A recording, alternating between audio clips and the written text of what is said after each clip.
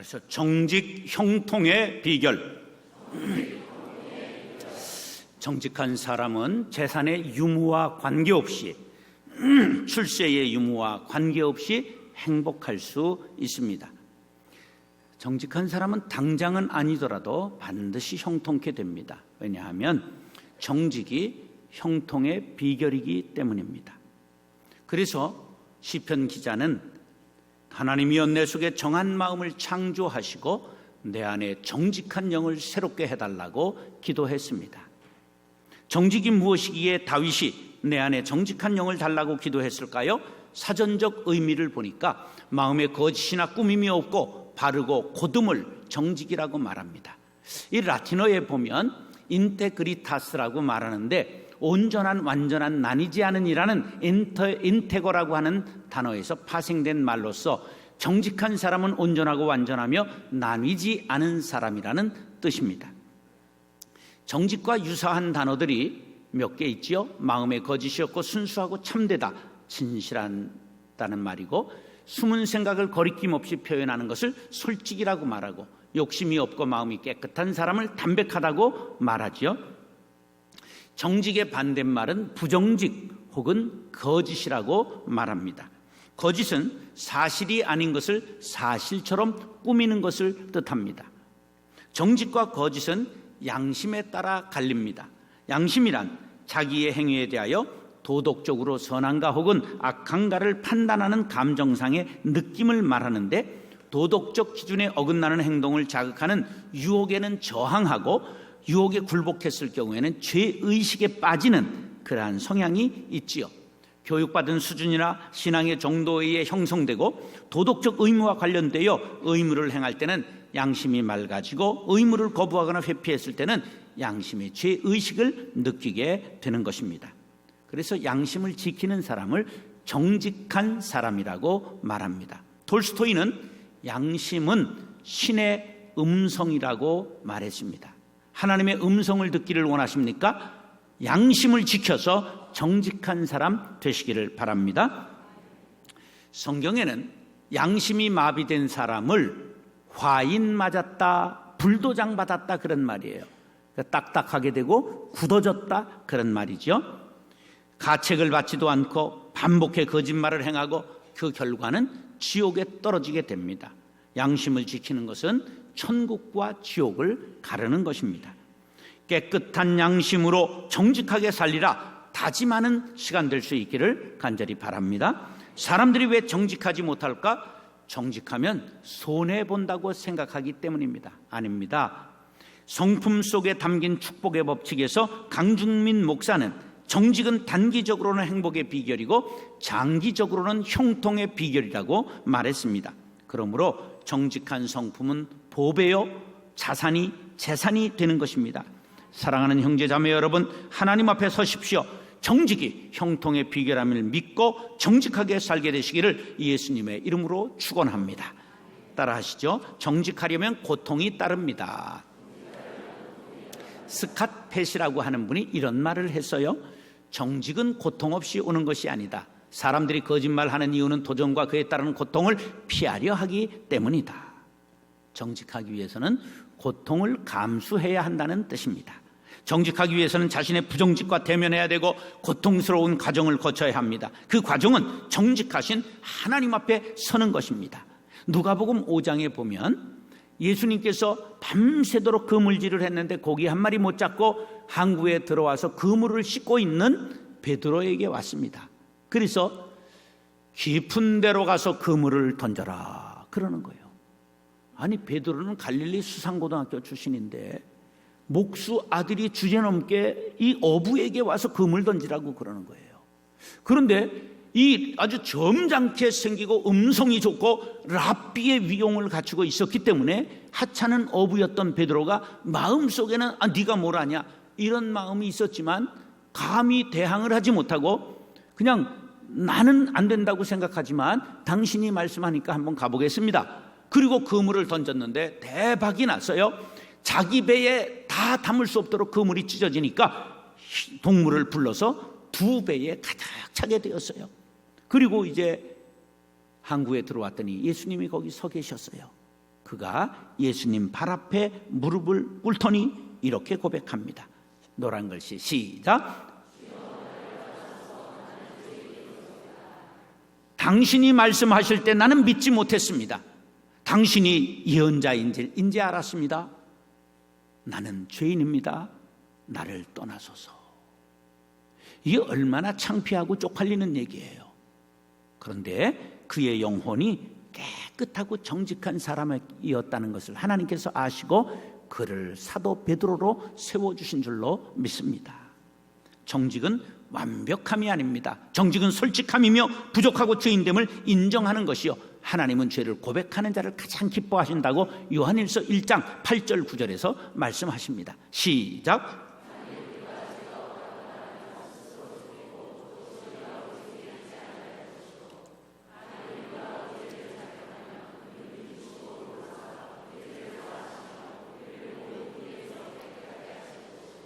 정직하기 위해서는 때론 비싼 대가를 치러야 됩니다.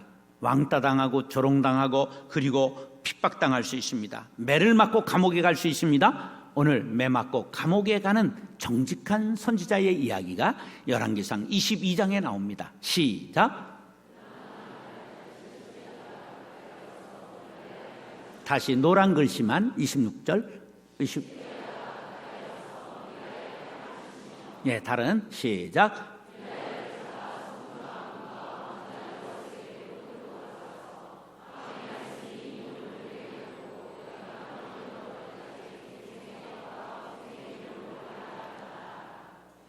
자, 무슨 이야기냐 하면 북왕국에 아합 왕, 악한 왕이 있었어요. 남왕국에 여호사밧이라고 하는 왕이 등극을 한 후에 둘이 평화조약을 맺고 함께 북쪽에 있는 길르앗 라못이라는 성을 아람 나라에게 빼앗긴 북이스라엘의 성을 빼앗기 위하여 함께 군사를 일으켰습니다. 그래 이제 북쪽으로 만나가지고 길르앗 라못을 지금 쳐들어가기 전에 여호사밧이 아합에게 이렇게 묻습니다. 이 나라에 예언자가 있습니까? 우리가 전쟁 나가기 전에 하나님 앞에 한번 예언을 들어야 되지 않겠습니까? 그랬더니 400명의 궁중 예언자들을 데리고 왔어요. 목사님 400명이 왔다 그런 말이에요. 그래서 그들에게 예언을 하게 하니 기도하더니 한 목소리로 말하기를 왕이여 올라가시면 반드시 성을 빼앗게 될 것입니다. 그렇게 예언을 하는 거예요. 근데 너무 400명이 그냥 똑같이 말을 하니까 여호사밧이 조금 의심스러웠어요. 그래가지고 아합 왕에게 다시 묻습니다. 왕이여 혹시 이 나라에 다른 예언자는 없습니까? 그랬더니 아합 왕이 하나 있기는 하는데 보통 재수 없는 놈이 아닙니다. 하여간 예언을 했다면 그렇게 재수 없는 소리만 하고 불길한 예언을 하는데 아주 쓸놈이 못 됩니다. 그래도 여호사밧이 그래도 한번 불러봅시다. 그래가지고 사신들이 이제 미가야 선지자네 집을 간 거예요. 가서 이번에는 제발 좋은 소리 좀 해주세요. 그랬더니 나는 하나님이 주시는 대로 할 수밖에 없습니다. 그리고 와가지고는 뭐라고 예언을 하느냐 하면 이번에 왕이 올라가면 내려오지 못할 것입니다. 무슨 말이에요? 전사할 것이라 이런 말이에요. 그거 보세요. 저놈은 항상 이렇게 재수 없다니까. 그러니까 그 시드기야라고 하는 400명 예언자의 대장이 나와가지고 뺨을 때리면서 언제 내 하나님이 너한테로 갔냐 이 재수 없는 놈아, 이런 놈 감옥에 쳐넣어라. 왕이 돌아오실 때 목을 칠 것이다. 그리고 뺨 때리고 감옥에 집어쳐넣었다 그런 말이에요. 근데 아합 왕이 돌아왔을까요? 못 돌아왔을까요? 뒤지고 못 돌아왔어요. 보세요. 정직하게 예언했는데 뺨 맞고 감옥에 갇혔어요. 정직한 사람이 고통을 당하는 것이 세상의 이치지요. 그러나 끝이 아닙니다. 결국은 승리하게 됩니다. 개인도 가정도 나라도 기업도 마찬가지입니다. 요번에 배기량인가 무슨 뭔가 속여가지고 폭스바겐이 엄청나게 주가가 떨어지고 지금 막 박살이 났잖아요. 독일은 정직의 상징인데 그냥 왕창 무너져버리고 말았잖아요. 정직한 사람 때로 고통을 받아요. 그러나 결국 승리합니다. 마음에 꼭 기억하시기 바랍니다. 미국은 인권을 강조해요. 그래가지고 인권이 개선되지 않은 중국에 대해서 인권 개선해라, 북한 너희들 정치 수용소 없애라, 그리고 매일 유엔에서 쪼거든요. 그랬던 미국이 작년 10월 상원의원에서 CIA 고문 보고서를 냈어요. CIA가 고문을 했다는 거예요. 어떻게 고문을 했느냐? 직장에다 호스를 꽂고 물을 주입한 거예요. 직장이 뭐예요? 회사가 아니라 똥꼬를 말하는 거예요. 사람에게 호스를 꽂고 물을 집어넣었다는 거예요. 그리고 자그마치 17일 동안 잠을 안 재우고 박스에다 막 19시간씩 가둬놓고 막 29시간 가둬놓고 고문을 했다는 거예요. 그리고 그 발표가 있은 다음에 오바마가 사과하면서 이런 말을 했어요. 어느 국가도 완벽하지 않습니다. 그러나 미국을 특별히 강하게 만드는 힘 가운데 하나는 과거를 솔직하게 직시하고 결함을 인정한 뒤 더 좋게 변화시켜 나가려는 의지가 있기 때문입니다. 그래요. 미국은 아름답지도 위대하지도 않은 나라입니다. 하지만 그들이 솔직하고 정직해지려고 노력하고 있다는 것이 그들의 저력이고 가능성입니다. 정직하면 고통이 따르지요. 그러나 힘이 생긴다는 것을 기억하시기 바랍니다. 정직하려면 비싼 대가를 치를 수 있습니다. 그러나 큰 힘을 반드시 얻게 될 것입니다. 욥기 8장 6절 시작.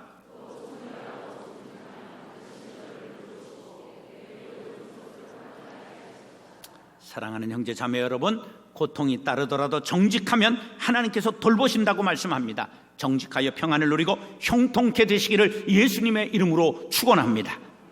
따라서 정직하려면 용기가 필요합니다. 류철배라고 하는 우리 교단의 목사님이 목회를 잘 하시는 분인데요, 대전에 세미나가 있어 갔는데 호텔에 주차장이 없으니까 지상 주차장에다가 주차를 했어요. 근데 세미나가 끝나고 저녁에 나오니까 봄비가 계속 추적추적 내리는데 그 주차 요원이 돈을 줘야 되는데 없는 거예요. 그래가지고 주차비 2,000원, 그것을 호텔 가서 맡기면서 이걸 전해달라 그러니까 아유 우리 복잡합니다. 그리고 안 받으니까 할 수 없이 그냥 왔어요. 근데 그게 계속 꺼림칙했는데 몇 달 후에 다시 대전에서 세미나가 열려서 거기에 간 길에 가서 주차 요원을 찾다가 박스에 가니까 할아버지 한 분이 계신 거예요. 그래서 할아버지 이러이러해서 돈 가져왔습니다. 그러니까 아래 위를 보면서 이상한 사람 다 있네 그러시는 거예요. 그래서 자초지종을 얘기했어요. 제가 목사인데 2,000원 때문에 너무 마음이 거림칙해서 가져왔습니다. 받아주세요. 그리고 돌아오니 하늘이 매우 푸른 하늘이 되었다. 그렇게 글 쓴 걸 봤어요. 빵집에서 무슨 냄새가 나야 되지요? 빵 굽는 냄새 나야 되지요. 그리스도인들에게서 무슨 냄새 나야 될까요? 그리스도의 향기가 나야 되지 않겠습니까? 그러기 위해서 뭐가 필요하다고요? 용기가 필요합니다. 사도행전 4장 19절로 20절 시작.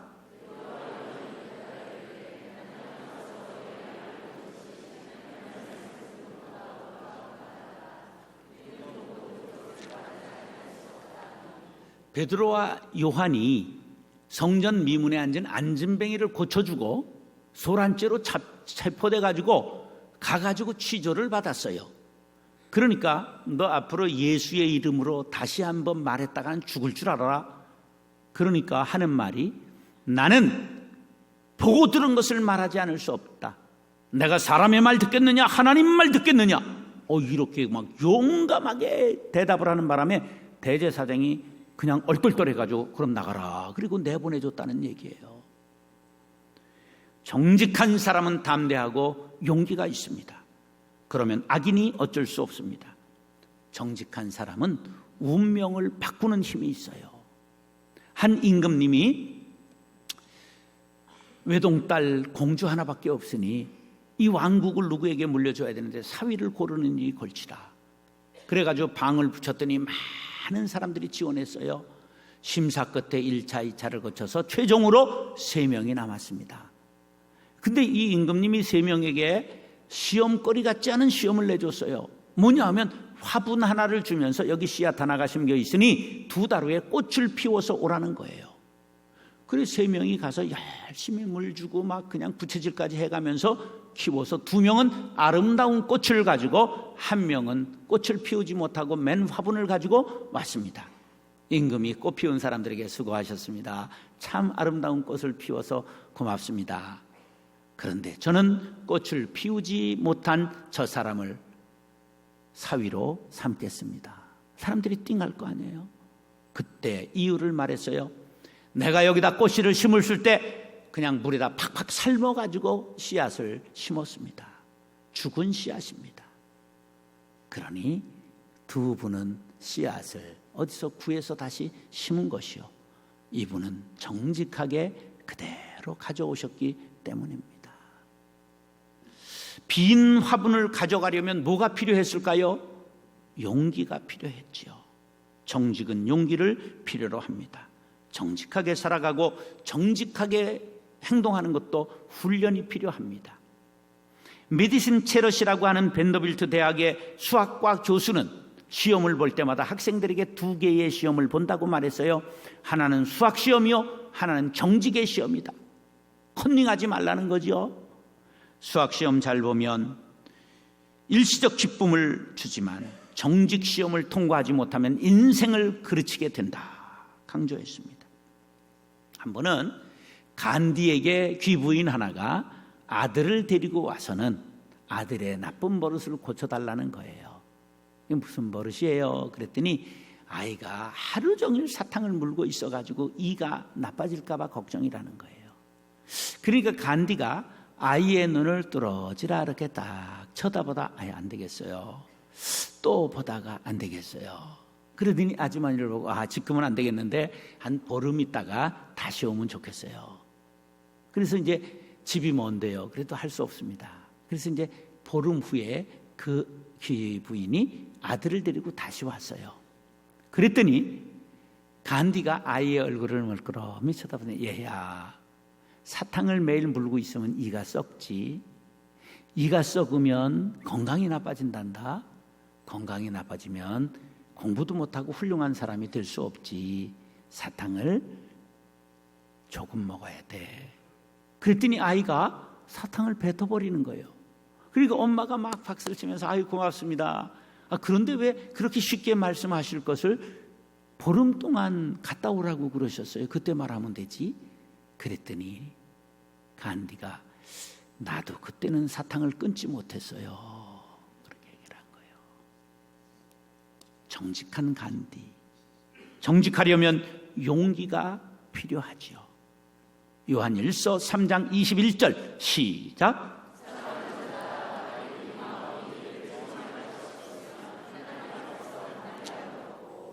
우리 마음에 책망할 것이 있다면, 책망 들을 것이 있다면 용기 있게 끊어야 됩니다. 사탕 달콤하지요? 발음을 잘못하면 사탄이 된다는 것을 기억하세요. 달콤한 것, 유혹에 빠지는 것 끊으시기 바랍니다.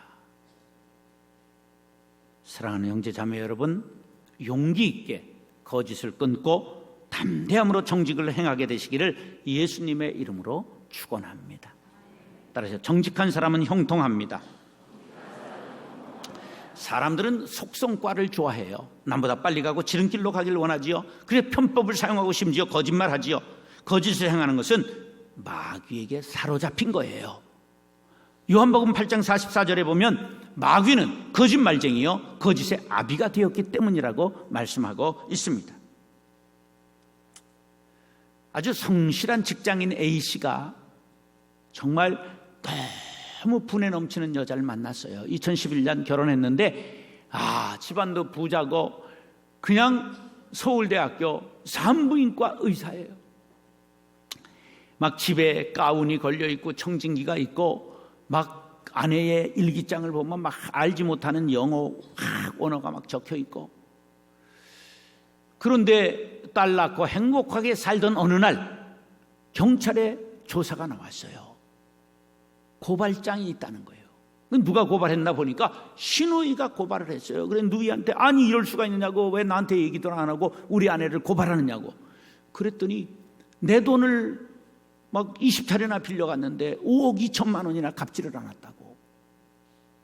그래가지고 조사를 해보니까 지금 육아휴직을 내고 아이를 기르고 있었는데 병원에 연락해보니까 그런 의사 없다는 거예요.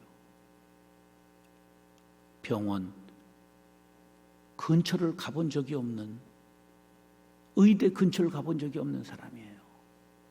결혼식에 많은 화객이 왔는데 돈 주고 전부 사온 거. 돌잔치에 많은 친구들이 왔는데 전부 사온 사람들이었어요. 자그마치 8사람에게 9억을 넘게 빌려가지고 결국은 거덜이 나고 말았죠. 어떻게 이렇게 될 수 있다고요?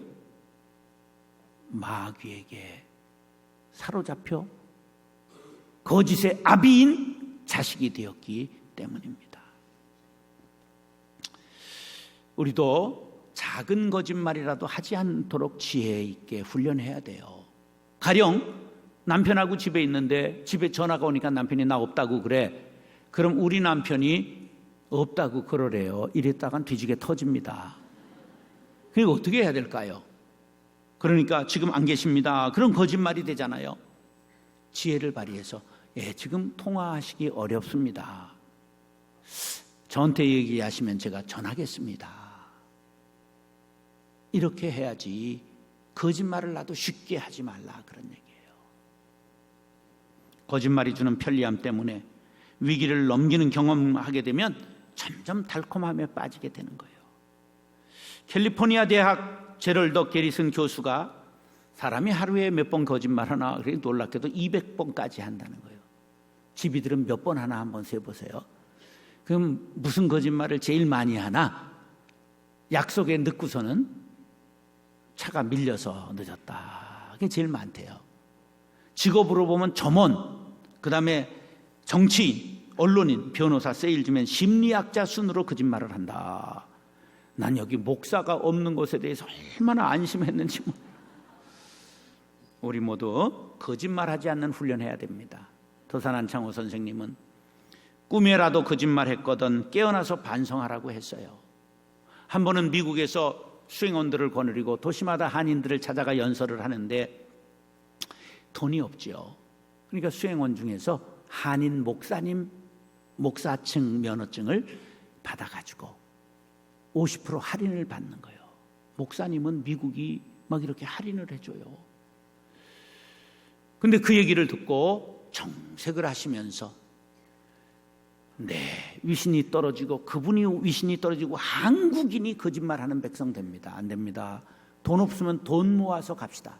그리고 뒤돌아서서 가버리셨어요.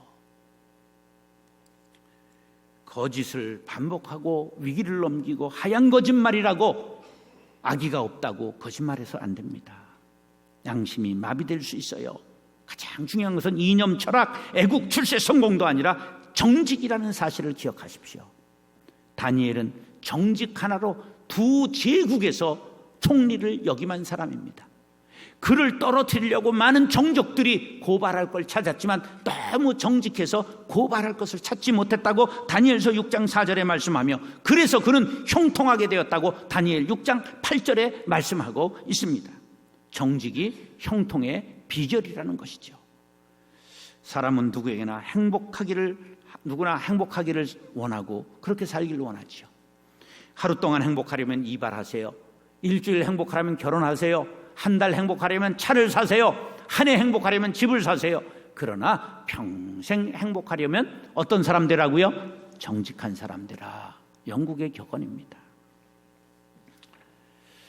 잠언 16장 17절 시작.